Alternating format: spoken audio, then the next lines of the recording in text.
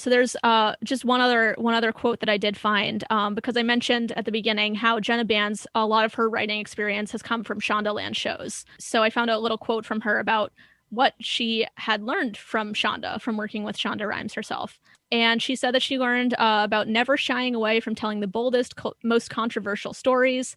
I can't tell you how many times I've been in the writer's room with Shonda, whether it ended up successful or not. She pitched something that was so unexpected and so surprising that 90% of the writers in the room, myself included, would go, whoa, that's too far.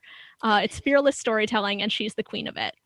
So, yeah, that's kind of a perspective on Shonda's shows. And so I was kind of thinking about, after I looked this up, I was trying to like compare in my head and see how similar this pilot felt to any of the Shonda pilots that we had talked about. But honestly, I didn't see many similarities. Yeah, it feels very much like its own thing. Yeah. Because I know that when we did How to Get Away with Murder, which wasn't written by Shonda herself, but was written by someone who like learned from her, Mm-hmm. it did feel very similar in the sense that it Mm-hmm. kind of followed that same little format. Yeah.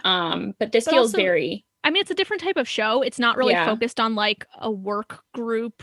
It's not got Hmm. that same format of like the new person coming into the work scenario. So it is very different in that. I would say structurally, it is more similar to the Breaking Bad pilot. Yeah. Actually, structurally, it's very similar to Breaking Bad, except for the fact that it has three protagonists instead of one.